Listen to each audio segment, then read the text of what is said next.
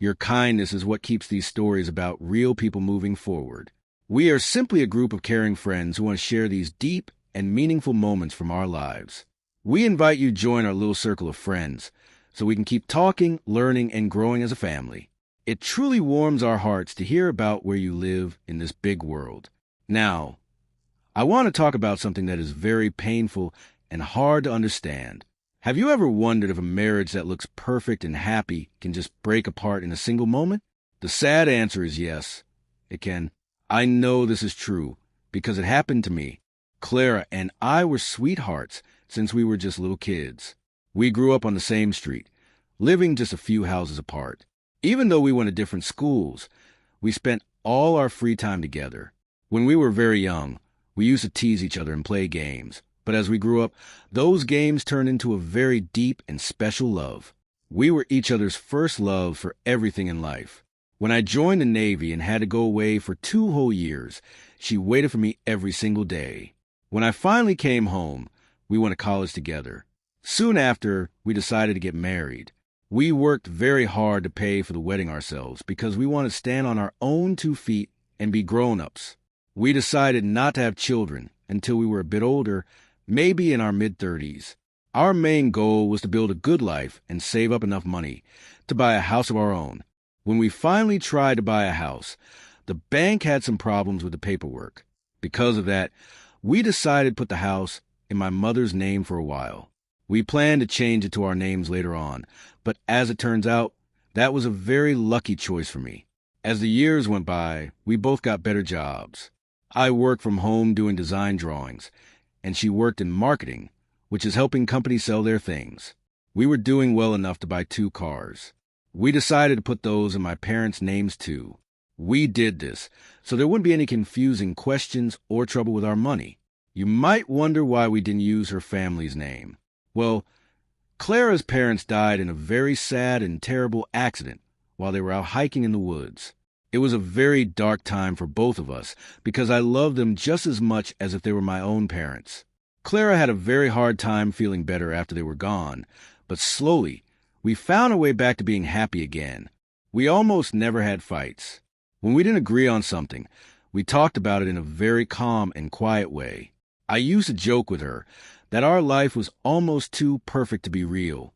Then, one Saturday, everything changed in a heartbeat. Clara always liked to do the grocery shopping and the small jobs around town by herself on the weekends. She would go to the tool store and the food store alone. I always offered to help her, but she told me she liked doing things her own way. This time, I saw her pulling into the driveway with many heavy bags. I walked out to help her carry them, but as soon as I reached for a bag, she just snapped. She started screaming at the top of her lungs. She yelled that those stupid bags could have hurt her back. She was crying and shaking. I tried to give her a warm hug to calm her down, but she pushed me away with all her strength. She yelled that if I had only called her on the phone, she would have done it all herself like she always did. Then, she ran toward the front door. When I asked her where she was going, she said she was finished with us and was going to stay with her friend Lena. I stood there feeling so confused. Was she really leaving over some grocery bags? I knew in my heart that something else was wrong, but I thought she would tell me the truth when she felt ready. A whole month went by, and I didn't hear a single word from her. I called her and sent many texts, but she never wrote back. After 3 weeks, I finally stopped trying. Then, when 5 weeks had passed, her best friend Lena came to my door. I never really liked Lena very much, and that day, she acted like she was better than me and was being quite rude. I asked if Clara had sent her to talk to me. She said no and just sat down on my couch like she owned the place. I told her she needed to tell me what was happening. Suddenly, she leaned in and tried to kiss me. She touched me in a way that felt very wrong. I pushed her away immediately and told her to get out of my house. She just smiled a mean smile and said she was only testing me to see what I would do. Then she told me the real story. She said that after her parents died, Clara felt very empty and wanted a thrill. She used an app on her phone to meet another man. Now, Clara hated herself so much that she couldn't even look at my face. Lena even said that if I had cheated on Clara too, then we would be even.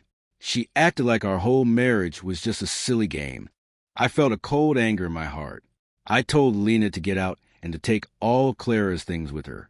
I told her that Clara needed to stay far away from me. When I mentioned that the house and the car were mine, because they were in my mother's name, Lena looked shocked. She said it was Clara's home too, but I told her it wasn't and made her leave. At first, I didn't feel anything at all. I was already used to Clara being gone. The divorce happened very fast. We didn't have to fight over money or our belongings because of how the paperwork was set up. Clara kept trying to call me, but I blocked her number. She eventually brought the car back and said some very mean things to me, but I didn't let it hurt me. I told her I would take her to court if she didn't leave me alone. That was the end of our story. I never thought my life would turn out this way, but life goes on, and I am learning to be okay. If this story touched your heart today, please stay close to our group. We truly love hearing from you, and we want to know which city you are from. It helps us feel like we are all connected together. Thank you for listening to me.